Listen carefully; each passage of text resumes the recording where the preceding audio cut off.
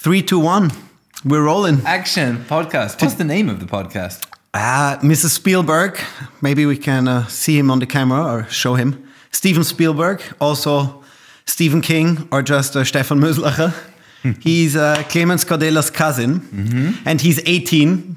Only 18. So he's kind of, with having him in the room, we know we have to be a bit careful about what we say. Not be too rude. Yeah. And it was Steven's idea because he checked the YouTube stats of Master of Dirt. And as you know, it has been quite silent around M.O.D. for 1.5 years.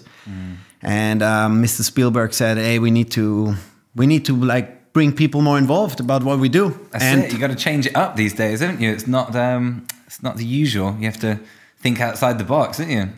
Yeah, exactly. I mean, you know, it's a bit late for podcasting, but that's why we call it Master of Dirt Hangouts. And, you know, we have lots of colorful characters. Oh, nice. So we just want to hang out and talk. And super stoked to have you here, Sam. Well, we are in the ultimate hangout sort of area, aren't we? The skate park is just underneath our feet. The warehouse, the office. What a sick place. Yeah, it's the first time I've come, actually. And yeah, really impressed. For all those who don't know, Sam Reynolds, professional mountain bike dirt jumper, now free rider, mountain bike icon by now, and I'm so proud to have you here. And I'm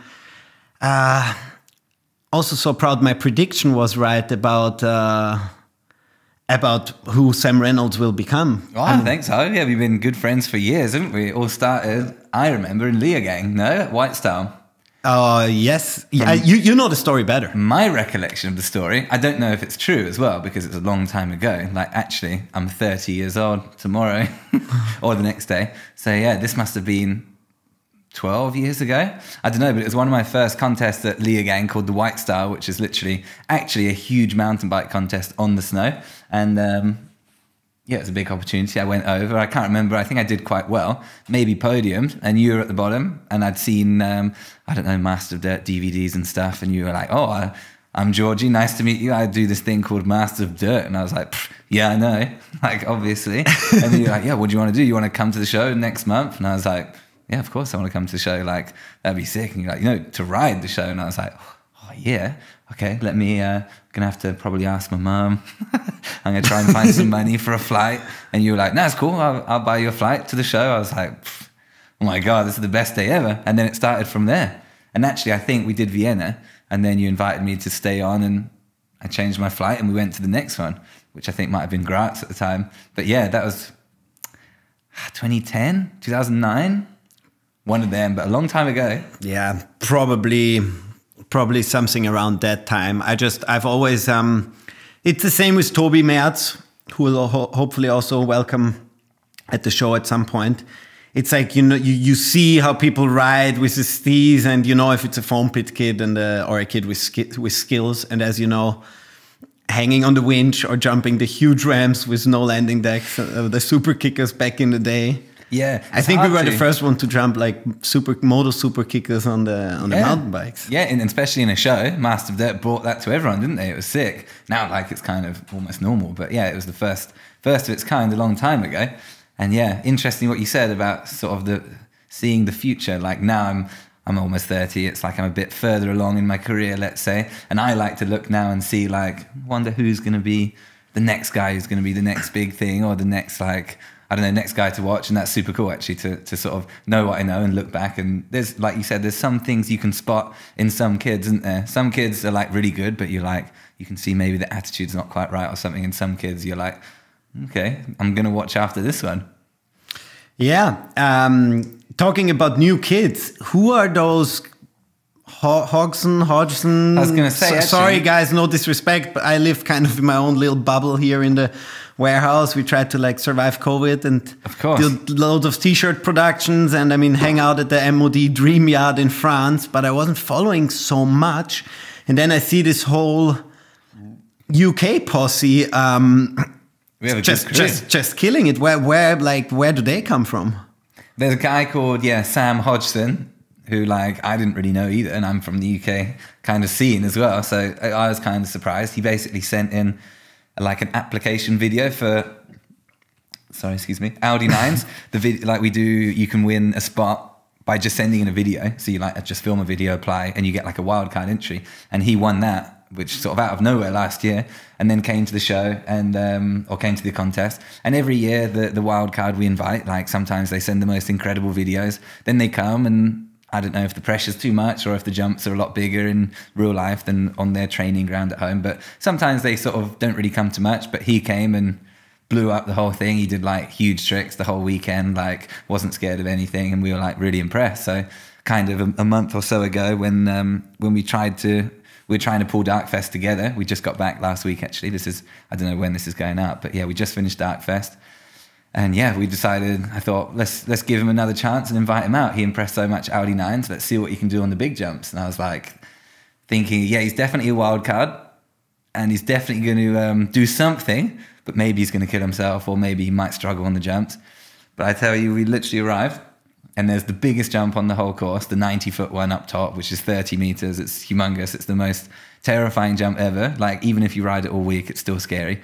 And we went like up to the top and there was like the usual suspects of like, I don't know, myself, Sea-Dog, Bienve, the guys who kind of have been before. We jumped that jump. We took a few runs in and we were like, I don't know, like, is it feeling good? So then we turned around to walk back up to do another test run and Hodgson literally flew down, sent it off the 90. He'd never even seen anyone do it. He didn't ask anyone. It was like ridiculous actually. And he sent it perfectly to the landing and he opened up. That was the first jump of Darkfest and he sent it and opened it up. And for a kid that had never even seen the jumps or seeing anyone, you get so much confidence from watching someone else jump it. And he didn't even care. He just sent it. He had like, I don't know. And then he just said like, yeah, well, just turned my brain off and just went for it really. But he's quite funny. I guess you'll meet him later this week and everyone watching, you'll definitely hear more from him in the future. How old is he? 22, something like that. And then there is 2 more guys in that clique, or 3? Yeah, well, they'd never met each other before. So we've been traveling with Cade and Chaos, who are well-known downhill World Cup racers, actually. Cade Edwards and Chaos Seagrave. They actually raced downhill World Cup, but they just love free riding too. So we, again, thought, yeah, let's give them an invite as well and mix it up. Let's have some racer boys because they love dirt jumping, they love free riding, and it was a great choice. They were amazing too. They're some of my other 2 favorite riders from the whole event. And then, yeah, we put them all in the room together, like a UK room. And yeah, they get on like a house on fire. And yeah, I think they're coming to ride some dirt jumps and some skate park here tomorrow. Sick. Yeah, amazing. I look forward to meet them. I was like, who are they coming out of nowhere? I also don't follow World Cup. Yeah. But I think it's cool that you give the young kids a platform. Yeah, but that's what Darkfest is all about now. Like I've kind of, to start with, it was all for pushing the sport and giving myself the platform of all these big jumps to try with my friends. And now it's slightly changing to build the platform and give it to these younger guys and see what they can do with it as well. Like it's not about me anymore, which is cool. It's nice to be there with them, but yeah, to see what these guys are bringing. And yeah, the highlight videos for Darkfest is coming up soon. We're working on it now, and yeah, you're gonna see some new names there, I think, and be very impressed, I hope. Absolutely crazy. Like I would consider myself not sketchy on a bike, but I mean, I've started 1999. And for me, there is like probably also a reason why I was always like, ooh, I don't even want to like see those jumps live and then like feel like a pussy by not jumping it. But I think it's next level, right? I mean, these guys are all born in 2000 as well, just to make you feel extra old. Sorry? They were born in 2000, Cade, Chaos and Sam, I think, actually. If not after.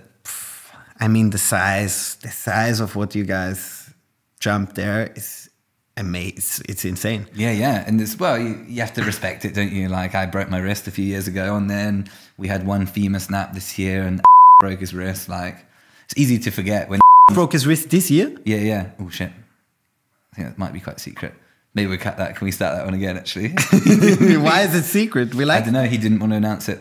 Okay. I don't know why. He said he didn't want any pictures up or anything. Okay. I don't know why. Okay. Well, maybe we could go back a bit, actually, yeah, thinking about it. No, we can. No problem. You will play magic.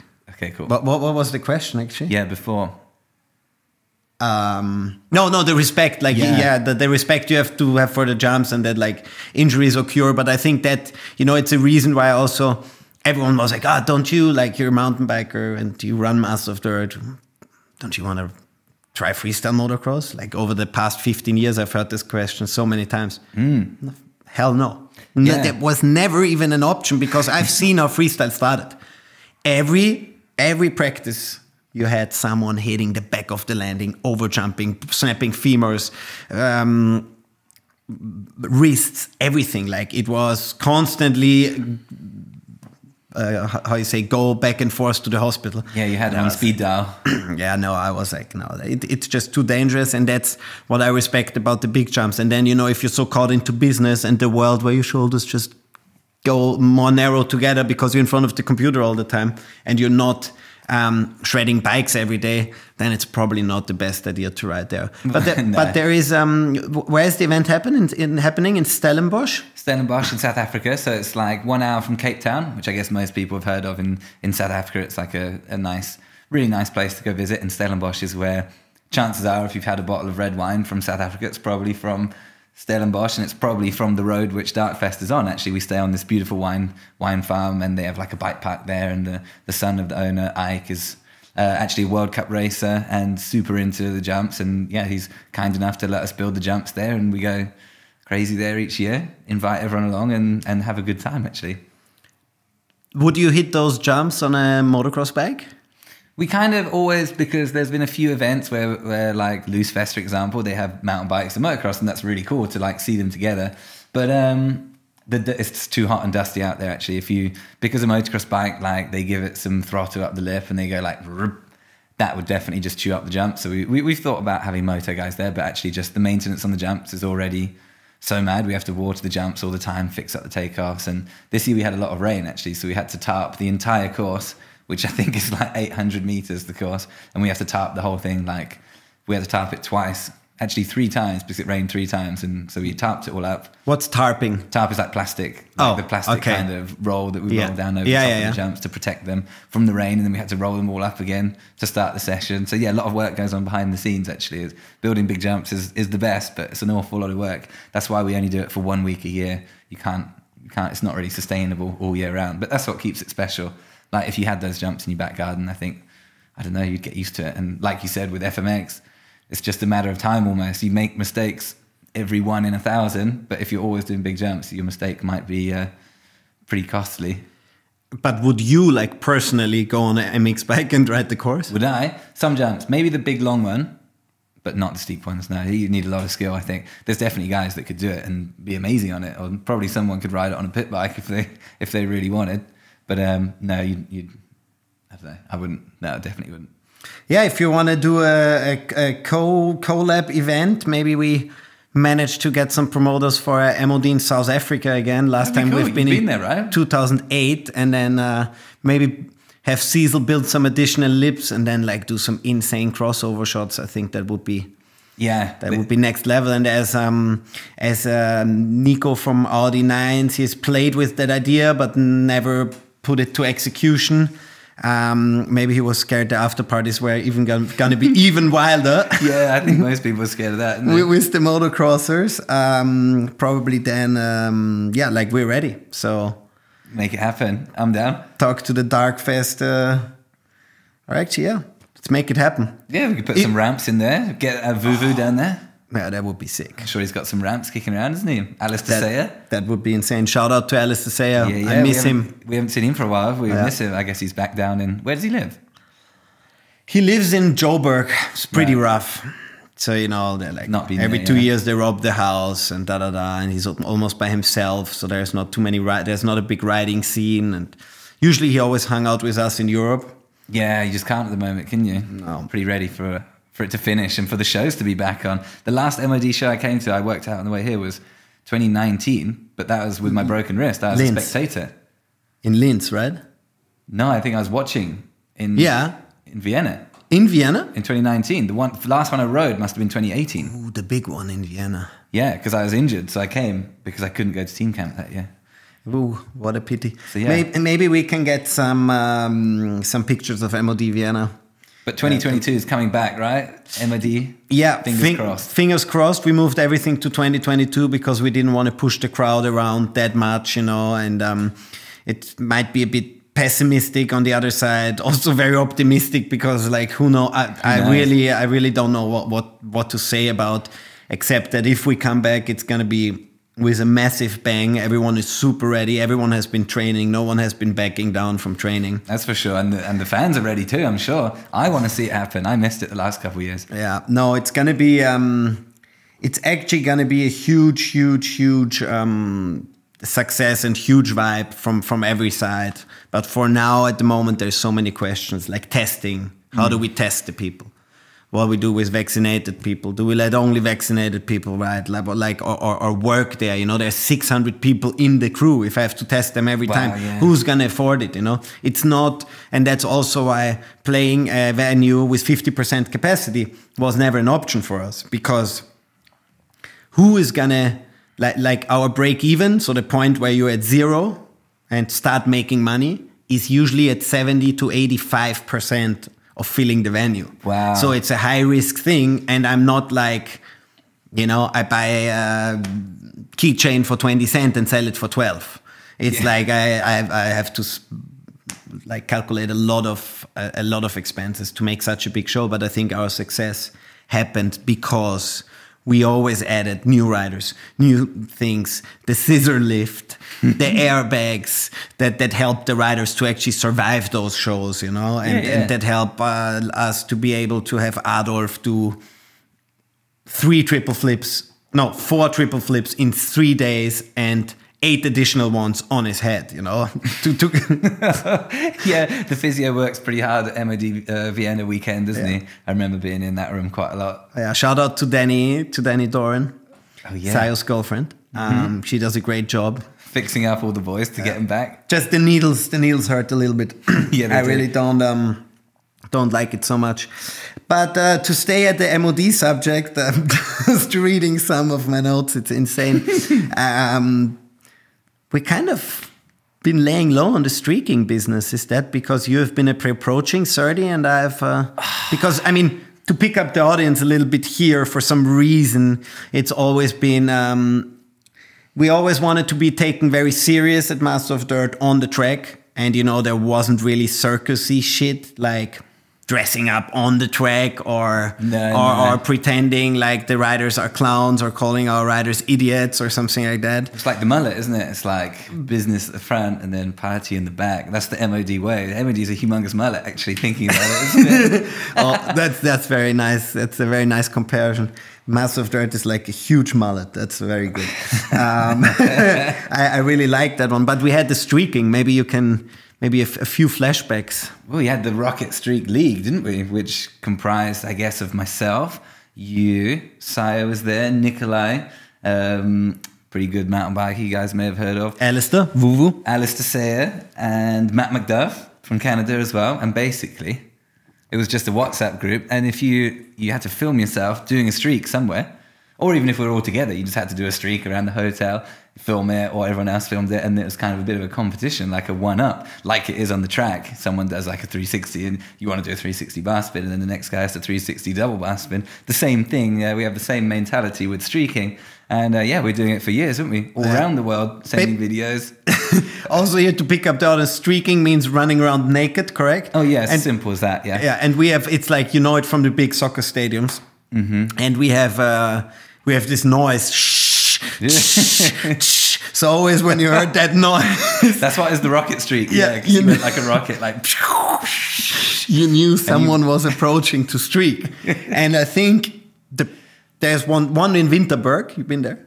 Yeah. The massive one in Winterberg, doing naked cartwheels in front of 12,000 people. Yeah. That was when Fabio was still with Elias, and I think Elias didn't like it so much because we ran out of the sick tent. But that was a pretty good one. And then the biggest complaint we got, and they didn't know because they were sending me as the CEO the email, like 6 grown-up men just ran through the hotel lobby at 8 in the morning on Sunday, which was after the after party. And it was Alistair, Rob. Yeah, Rob was in it too. You. Yeah. Nikolai. Des, and myself. So basically the two heads of M.O.D and then the riders. And someone was filming it, but they had like a newspaper at the breakfast table. Who was filming it? Yeah, we have two camera angles of it. Let's actually try and find it. This one would be this one was insane, and the hotel complaint was very long. Yeah, damaged hotels as well, of course. Friendship poos.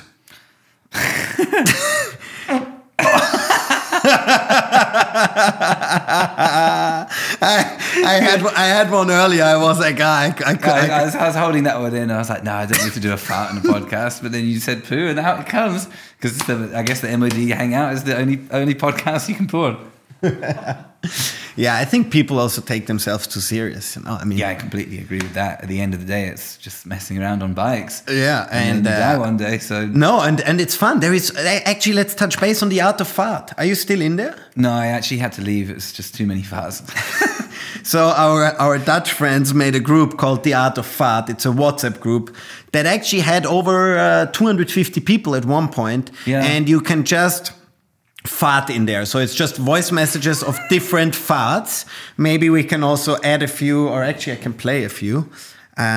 We have it's just different now. It was literally, we can add them later. So no, basically, if you want to be added to the Art of Fart, you can just comment in the in the YouTube comments, and we'll add you. It's a WhatsApp group where you can only fart inside. And the brother of Lewis Hamilton was in there. Camo and Crooked, Netsky, some Austrian politicians, so many people just enjoy the Art of Fart. You can just listen. You can mute the group when you're sad. You go and you push. You just listen to people all over the world farting.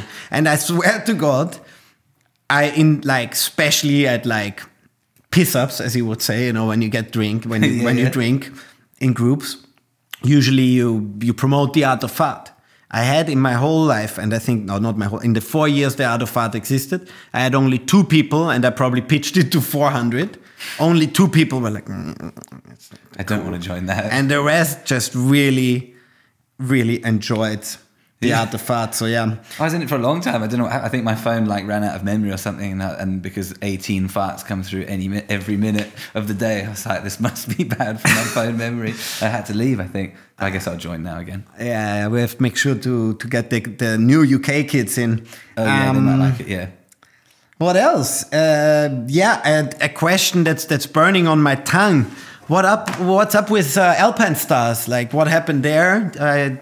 They've been my sponsor for 4 years, and it just came back to renewal time, as it does at the end of the year, and they couldn't do it anymore. I think they had a super bad time with lockdown, and especially being in an Italian company, I think they just struggled a little bit, and they lost a lot of marketing budget, and they couldn't make it happen. And sadly, I was one of the guys whose contract year was up, so they just told me they couldn't do it anymore. So I thought that was that. Yeah, it's a bit of a shame to be let down at last minute, but it is what it is. It's how it goes. It's pretty cutthroat, I think, the industry, isn't it? And I mean, I think that's in general the different. The bigger the company gets, the less the bad feelings on their side get. If they have to cut budgets, they cut budgets. Plus, at the end of the day, it's always the company that needs to survive, So, yeah, that's it. Yeah, so there's not really hard feelings there, but it was it's a little unfair. But any goodbye present? Any? No, nothing. No, just a text message actually. Oh, yeah. Oh, that's just a WhatsApp. But it is what it is. I'm not surprised anymore. It's happened many times actually. Yeah, a lot of people think that being a pro mountain biker, people wipe your ass and say you're the best everywhere, but actually it's pretty hard work getting sponsors every year. It's a full-time business on the back, and you can see that from some riders. Some guys are amazing at riding and just don't have that business side of things, and they struggle a little bit. And other guys, you can sort of be like, wow, he's a good rider, but he's not that good. How is he a professional kind of? But they're really good at the business side. These days, you have to have a bit of both, I think, which is, I quite enjoy it. It's like a good challenge, but yeah, some guys don't like it at all, and definitely it can take the fun out of riding. So you have to strike a good balance these days. Actually, it's a complicated life being a pro rider. You know what who comes to my mind is Adrien Laurent.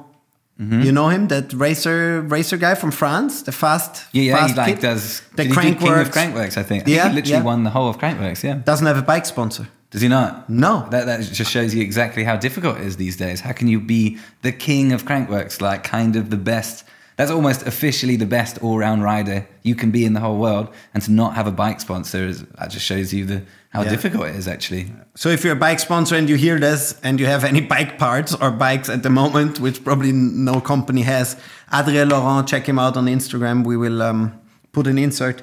He's a great guy, super fast, super humble, and I think the humble part is also important, you know, not Very like important, there is so many, like not, I mean, no, that there's just some guys that I think spread the wrong message. And this brings me to a point I have to nail you down on. What the hell happened with Fest Series? Because I have been, like I mentioned, I'm a little bit in my own world and so on, but I'm on Facebook because I'm an old fart. I'm turning 34 tomorrow. Yeah, I think you need to be over 30 to use Facebook these days. Yeah. Please send your presents to the M.O.D warehouse. I'll happily take them. Oh, yeah, it's literally me and Georgie's birthday this week, which is a scary thought. Yeah, that will be nice. What a great place to be. It's your 30th. I remember my 30th in Hungary, back with Nicoli and Desmond. That was a good one. Was Saya there too? Yeah. He drove us. They surprised us. Oh yeah, true. No, it was really good. But anyway, as I'm an old Facebook fart, I saw this posting, and I'm like, okay, split ways, blah blah blah. Where I'm like, okay, fair enough. Like, who cares? Like for me personally, I love watching the events, and if it's a part of this or that, like I don't care. It's dope.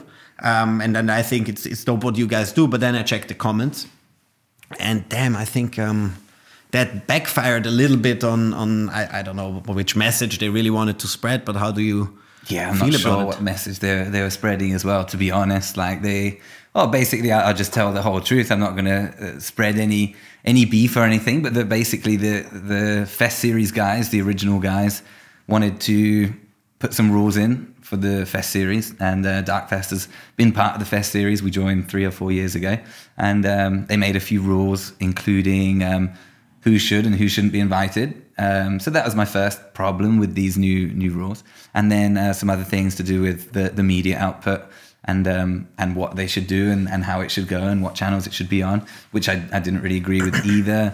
And they didn't want to have any awards either to make it a non-competitive event. And I didn't agree with that one either. So we kind of both agreed to go our own way. To disagree? We agreed to disagree, exactly. And because Darkfest is about inclusion, and like without being allowed to invite who we wanted, we wouldn't have been able to invite these new guys. We wouldn't have been able to see what they can do, which is, like I said earlier, Darkfest is all about that, pushing the limits. And it's also about giving a load of riders a good platform to promote themselves. And I know as well as anyone how difficult it is to be a professional mountain biker these days, especially a free rider. There's not many events, especially with COVID going on. Like, it's actually pretty hard to make yourself valuable to a sponsor. So any event that can help that, I think, is a good thing, which is why Darkfest, we let anyone come.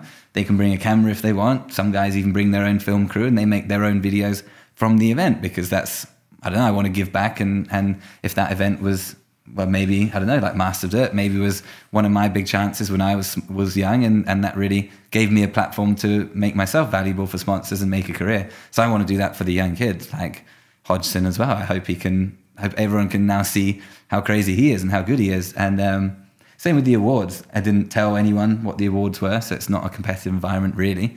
And they're riders judged, right? So they're completely riders judged. Yeah, so it means so much. And like, I know for fact that some guys have like awards from these events in their contract for bonuses, and it's super nice to go and show something at the end of the event and say, these are the winners, these are the guys who did well. It's like much easier as a press package to send out to the news and stuff. And sure. Great for the riders to say, hey, look, I won best trick here, or I won the king of Darkfest, like Sam Hodge did. He can take that back to his sponsors, and they can, I guess that could mean as much as a Crankworx medal, hopefully one day, something like that. So yeah, these are all reasons why we kind of thought, okay, that's fine. If these are your guys' rules and they're non-negotiable, which they weren't, then that's fine. We'll go our own way. It's sad. I was sad to see this.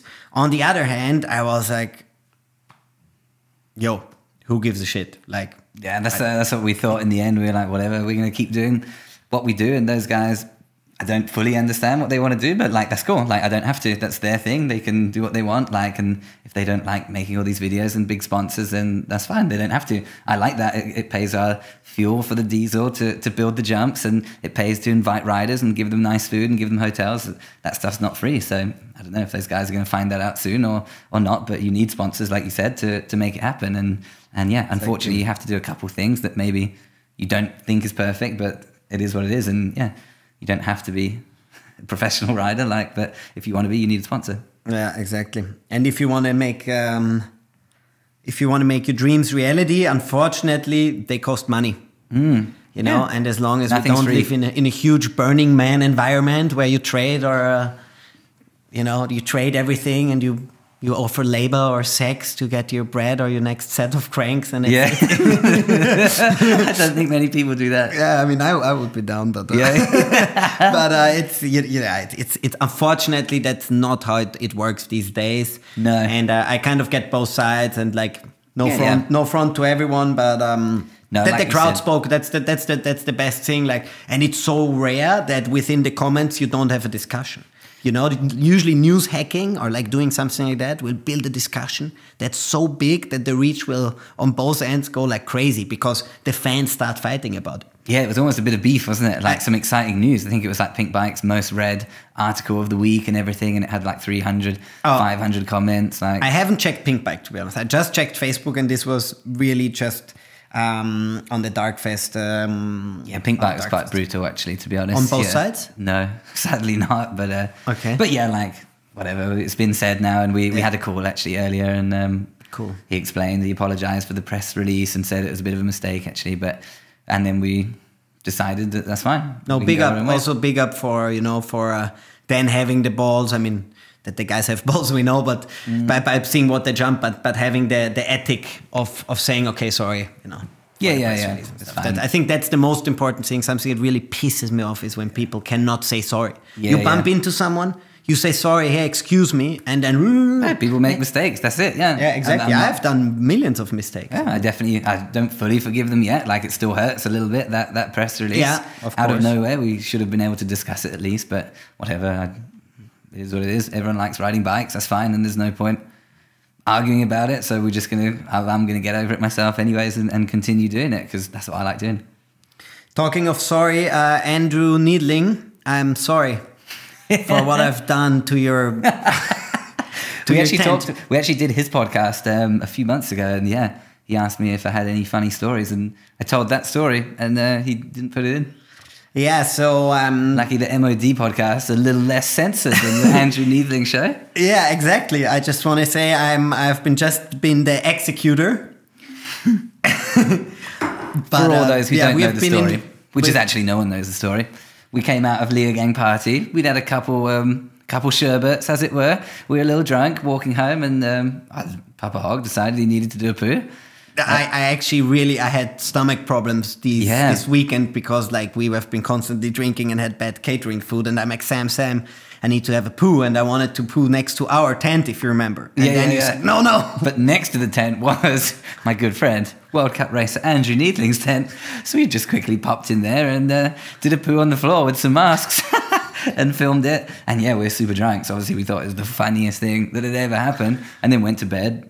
And then forgot about it. And we walked down through the pits the next morning. And remember, he was sweeping it out. The look on his face, he was so angry. We were like, hey, Andy, what's happening? And he's like, don't even talk to me. It's fucking bullshit. I can't believe it. Who would do that in the tent? And we were like, oh my God, that's terrible. And he came like 5 years later, and he was like, I knew it was you. I know it was you. You could tell me now. And I was like, Wasn't me, I promise you. I could maybe point you in the right direction. He's like, no, it was you.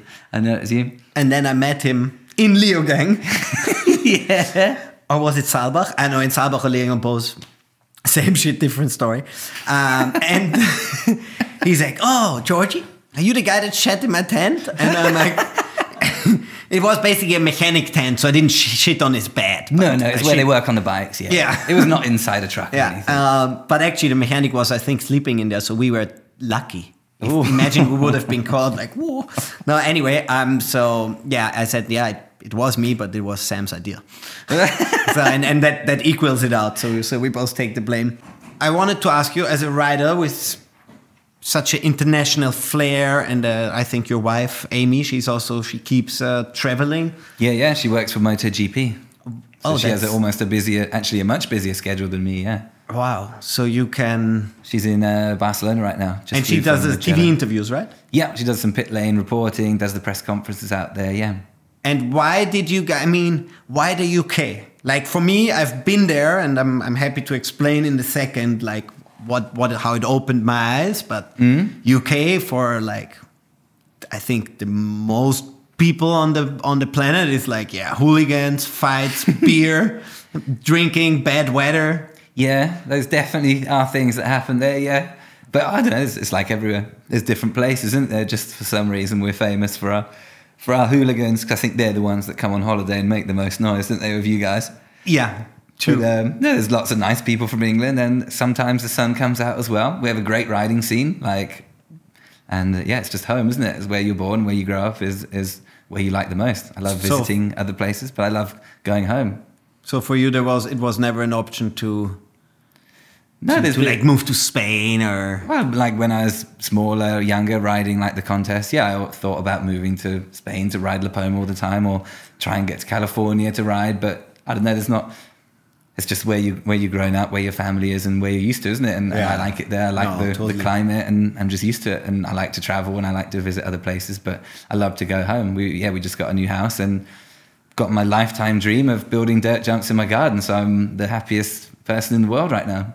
Amazing. Yeah, no, I have to say I had a miss. I mean, I've been in the UK loads and stuff, and of course there's very, very, very rough cities and rough corners. But then when I came to your place, like Hazelmere, and the countryside is so beautiful, the trails are beautiful, the people are funny, open. There is not only fish and chips. There is actually I think the alleys in the supermarket for like healthy food are bigger than here. It's really Oh, it's just what you see on the news, isn't it? Like if you absolutely think of crazy South Africa before you go there, like I had such a picture in my mind of what it was going to be like, and it was not like that at all. Same with America. Like, yeah, there's a lot of fat people there, but not everyone's fat, and like I kind of like you'd imagine here. And I think that's it. You've got to keep an open mind, haven't you? And not segregate people into stereotypes, and travel the world and see people. That's the most important lesson I've learned, is to travel around. I'd never have come to Austria if it weren't for the contest, and I love it here. It's one of my favorite places. No, yeah, exactly. Like no prejudgments, but a big shout out to the UK.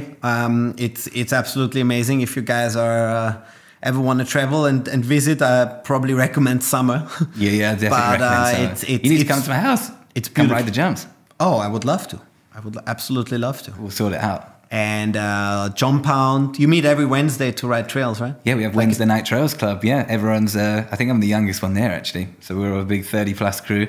Every Wednesday we meet after work, and we've got some lights, and we go to the jumps and dig jumps and ride bikes, have a barbecue, and it's amazing. Even in the winter, if it's raining, we'll still go there and hang out in the shack. It's really cool. I think you need that, like a little local crew and some friends, don't you, to have like a meeting every week to keep in touch, and that's how we do it. Yeah, we're trying to establish it here. It's not so easy because so many guys are all over the place and stuff. And I think there it's like just every Wednesday you don't even write if you're coming, right? Yeah. Sometimes there's two people there. Sometimes you just turn up and no one's there, but rarely. And like you said, I'm always away, or someone's away, or someone's busy. But every Wednesday you just know at least one person's going to be there, so you go there and it's wicked. We've got 10 of us pretty much. If it's a big week, there'll be 10 there, and if it's a small one, there'll be 2. But there's always someone there, yeah. Yeah, I also have to say that UK has been, I just thought about now, huge influence for me. Sprung videos. Yeah. Holy shit. I mean, those orange bicycles, DMR back in the day, Luke Smith, Rob... Horton, I think. Yeah. Those guys, like... Or that ginger guy that did the X-Up can-cans. Yeah, like, I think that Ross Tricker. Man, big shout out, big shout out to all those guys. Yeah, I think like and the music and that the whole vibe with the James Brown music and stuff, and people just jumping trails, and it was also technical how they wrote. It's really amazing. So Yeah, true. That definitely paved the way, didn't it? Hopefully we can be an influence to some younger kids as they were to us as well. Yeah, I'm pretty sure you guys were, and I'm pretty sure the newcomers also, like Matt Jones, he's been doing some crazy stuff. Definitely a big influence for all the kids, yeah. Yeah, and yeah. Also, your loads into like race drones and cars, or what are your hobbies? Like, what do you do when you don't ride bikes? Because is it for you? Like for me now, it's like more okay. You ride a session, and then it's then you're done, and you do you go on, move on with the next thing. Where back in the day, it was literally like spend a whole day on my bike. Yeah, I think it has been 10 years. I haven't spent a whole day on my bike in my pads. Is it the same for you, or for you as a pro still? No, it's definitely like you said. Like the sessions get shorter and shorter, and there's too much stuff to do. Like I can't just go and spend every day riding a bike. But then it makes the big sessions when I do spend a whole day on my bike extra special, yeah, because life does take over, doesn't it, when you get older and you have to pay bills, which is sad. But anytime I can go for a proper session on the bike is amazing, yeah. And but in terms of other hobbies, like you said, when I broke my wrist in 2019, I had 3 months when I couldn't do anything, so I decided to learn race droning, like FPV. I always thought that was super cool, so I learned to do that. And if I'm not riding, I'm always doing something, like making a video. Like I try and make a video a week, if not two, and that takes a lot of time. I edit them all myself as well.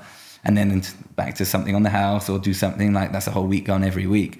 And then if I do have some spare time, I try and do like a track day or something with my friend Daryl Brown as well. He's a rider too from the UK, and we both have MX-5s, which we've turboed up, and we got like roll cages and race brakes and tires and stuff. We go do track days.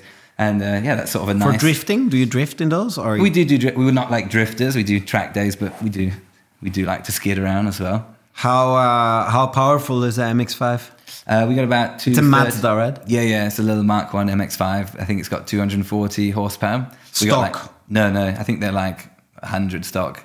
But there, I've got like a forged engine, a big turbo on there, race brakes, race suspension. How much money you put in that car? None, actually. Well, no, a little bit. Like I bought some brakes and I'd done a bit of work on it, but it's fun. Like it's a hobby to like work on it. It's like old cars you can work on yourself. Like the new ones, I think there's no chance. Like with the GTI, you wouldn't even open the bonnet, would you, to take a look to see if anything went wrong? But with the Mazda, it's like a pit bike almost. You can see what's broken and you can try and fix it, which I enjoy working out how things work, and that's super fun to work on. But no, I think I bought it for like $5,000 with a lot of the work done. And then over the last few years, I've just done a few bits and pieces, gone to a track day, broken something and fixed it. It's super cheap and really good fun. It's like not the most powerful and fastest car, but it teaches you everything you need to know. It's like a little, like I said, a little pit bike of a car. You can drift it, learn to drive, and it's awesome. Sorry. Harry Main also got a MX-5 now. Do you follow him? Has he? Yeah, he talks so funny. What, in the last week? No, like in the last 4 weeks, and he now has wheels, and he's like gone crazy on the MX-5. Did he? Yeah. He texted me literally like 3 weeks ago, like, I want to buy your MX-5. Yeah, I know. Yeah, he got it. I was like, no, that's my one. So he got one now. Yeah, I'm so amused by following his stories because his accent is so funny. Yeah. It's really funny. And he's from up north, isn't he? He's a cool guy. Like I loved how he rode BMXs and stuff. And now he's like crazy about his garage that he built. Yeah, that's sick. Yeah, super sick. Yeah. Okay, I have one more thing written down because I know that you guys have been on an Audi 9s meeting. Yeah, we have this morning. Just now.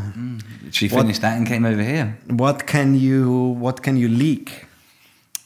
It's not too much, but we're in the quarry again for another year because it's just such an amazing spot. Actually, like in terms of a builder's paradise, it's absolutely it. Like we can get huge machines there, whereas sometimes in the olden days we had to build at the top of a mountain, which is, you don't think about the obvious things, but getting a machine up to the top of the mountain takes so damn long, and sometimes it's not even possible, and the dirt in the mountains is rocky, whereas in the quarry there's somewhere you can dig some kind of dirt from anywhere, and it's perfect for building because it's underground almost. There's no wind as well, which is actually, for an event point of view, is the biggest thing is the weather. The only thing that can ruin it is if the jumps suck or if the weather's bad. So like that takes away one of our worst enemies, which is wind. So it's a great spot actually, and it's pretty iconic these days. So we're gonna go back, perfect what we'd already started, and I guess probably some pretty big news for this year is there's going to be girls for the first time in the quarry,